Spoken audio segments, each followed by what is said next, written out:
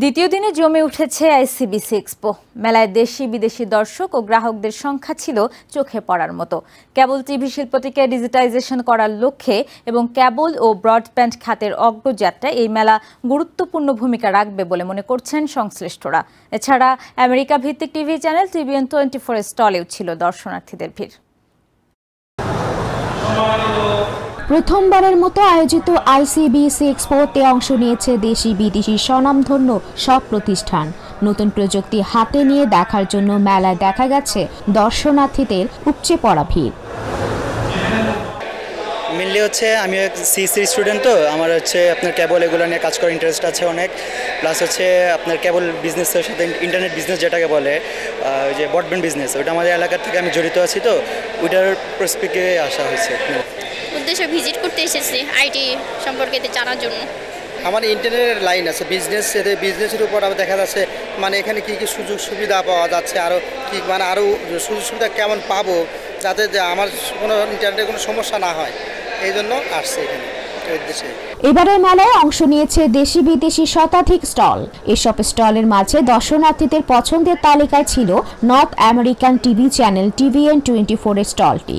জনপ্রিয় এই আইপি টেলিভিশনের কার্যক্রম সম্পর্কে জানতে আগ্রহ দেখা গেছে দর্শনার্থীদের মাঝে। আমি তো আসলে এই টেকনোলজির সাথে নানাভাবে আসলে আমি related.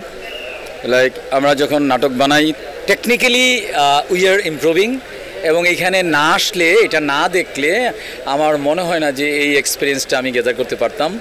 Good and many customers from different places come to here, join the exhibition, so I think it's very good and very big. I think TVN is good channels. I think it will be better and better. Good future.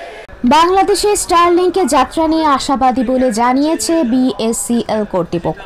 নতুন এই satellite internet provider বাংলাদেশে অন্যান্য কোম্পানিগুলোর মতোই জনপ্রিয় হয়ে উঠবে বলে মনে করছেন তারা। আমরা এখানে আমাদের একটা স্টল দিয়েছি BSCL এর, এবং আমাদের স্টলে আমরা গ্রাহকদেরকে এখানকে যারা এসেছেন অতিথি সবাইকে আমরা স্টারলিংকের একটা ইউজার এক্সপিরিয়েন্স দেওয়ার চেষ্টা করছি। যেহেতু স্টারলিংকে আমাদের সামনে আমরা হয়তো স্টারলিংকের রিসেলার হওয়ার একটা চেষ্টায় আছি আর কি। তাদের সাথে আমাদের এগ্রিমেন্ট হয়ে গেলে আমরা হয়তো স্টারলিংকের রিসেলার হিসেবে বাংলাদেশে আমাদেরকে পাবেন। মেলায় ঘুরতে এসে ওয়ার্ল্ড ব্যাংকের এই কর্মকর্তা মন্তব্য করেন, সারা বিশ্বের সাথে তাল মিলিয়ে বাংলাদেশ এগিয়ে যাচ্ছে। It's my first time coming to Dhaka. I'm meeting with so many ISPs and so many technology providers. I think it's amazing what you're doing in the country, the amount of investment that's coming into the country in the future in terms of attracting more businesses, and so many Bangladesh professionals that have trained abroad that are coming back and setting up new businesses, and I think it's going to be wonderful. রাজধানীর Bashundhara convention হলে 3 দিন ব্যাপী এই মেলা শেষ হবে শনিবার। কাজী শারমিন ইসলাম মেধা, TVN24, Dhaka. New York থেকে সম্প্রচারিত TVN24 টেলিভিশন বিশ্বজুড়ে বাঙালির কণ্ঠস্বর।